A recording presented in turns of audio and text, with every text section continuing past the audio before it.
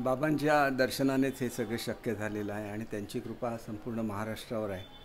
आणि महाराष्ट्रातले लोक आध्यात्मिक असतात आणि चांगला विचार नेहमीच महाराष्ट्राच्या प्रगतीचं एक द्योतक राहिलेलं आहे। त्याच्यामुळे या नवीन सरकारखाली महाराष्ट्राची सातत्याने प्रगती होत राहील, सर्व नागरिक सुखी होतील याची मला खात्री आहे आणि तशी शक्ती साईबाबांनी नवीन सरकारला द्यावी अशी मी साईबाबांच्या चरणी प्रार्थना केली।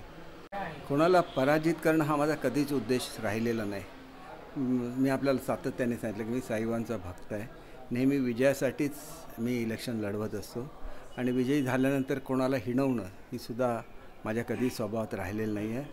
आलेली संधी, देवाने दिलेली संधी ही लोकांच्या हितासाठी त्या शक्तीचा वापर करायचा असतो आणि तसा तो वापर करून लोकांना सुखी करण्याची शक्ती साईबाबांनी द्यावी। सगळी जी कामं प्रलंबित राहिलेली असते ती सगळी पूर्ण करावी आणि लोकांना सुखी करावी अशी स्वामी साईबाबांच्या चरणी प्रार्थना केली। माझी विधानसभेची शेवटची निवडणूक आहे असं मी सांगितलेलं आहे, कारण सातत्याने आपणच उभं राहिलो तर मग दुसऱ्यांना संधी नाही मिळत। या वेळेला सुद्धा मी खरं लोकसभेला उभं राहणार होतो, परंतु BJPचे सुद्धा सर्व पदाधिकारी माझ्याकडे आले आणि त्यांनी सांगितलं की हा उमेदवार तुम्ही जर इथं नसाल तर ह्या उमेदवाराला ही उमेदवारी मिळेल आणि तो आम्हाला मान्य नाही।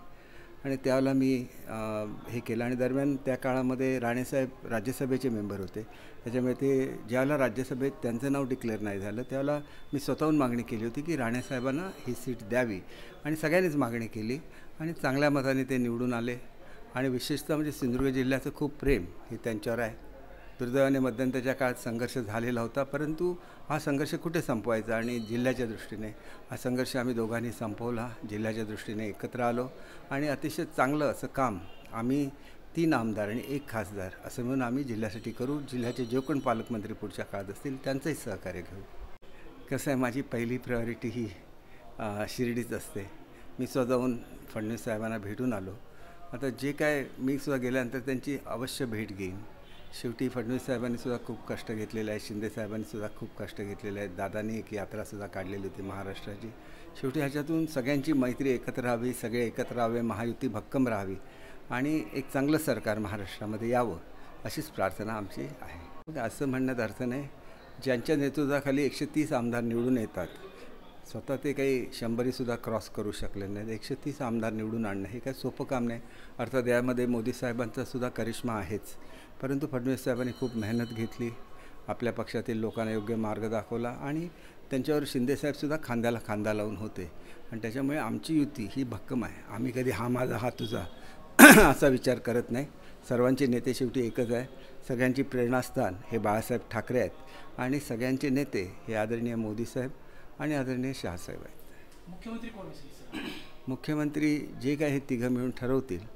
आम्ही तर आमच्या पक्षाच्या दृष्टीने शिंदेसाहेबांचंच नाव हे करणार।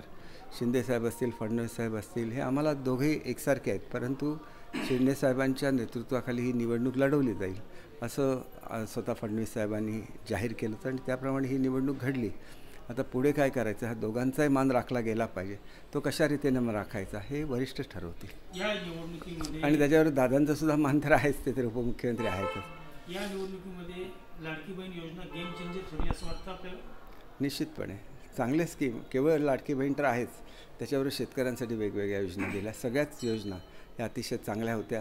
आणि बघा, नेतृत्वाबद्दल आम्ही काही कॉमेंट करणं योग्य नाही, हा वरिष्ठ निर्णय घेणार आणि त्याच्यामुळे त्याच्यावरून काही आपापसामध्ये हे व्हावं असं बिलकुल नाही। आमची एकदम घट्ट मैत्री आहे, ती तशीच राहील आणि वरिष्ठ जो निर्णय घेतील तो शिंदेसाहेबसुद्धा मान्य करतील आणि आमचे आदरणीय फडणवीस साहेबसुद्धा मान्य करतो। आम्ही तर छोटी माणसं आहोत, आम्ही काय बोलायचं, आमची शेवटी इच्छा आहे की सगळं चांगलं व्हावं आणि 2 नेते तर आमचे असे आहेत की ज्यांना चांगली चांगली पदं मिळावी। तिसरेसुद्धा अजितदादा आहेत, त्यांच्याकडे उपमुख्यमंत्रीपद आहेच आणि त्याच्यामुळे आमची इच्छा आहे की दोघांचा योग्य तो मान राखला जाईल असे निर्णय। त्याबद्दल मला आशीर्वाद, बाबांच्या आशीर्वादाने सगळं चांगलं व्हावं एवढीच मी सदिच्छा आणि प्रार्थना करू शकतो। आपल्याला कोणतं मंत्रिपदाबद्दल इंटरेस्ट आहे? मंत्री करणं हाच मोठा बहुमान असतो, त्याच्या पलीकडे काय हे करायचं।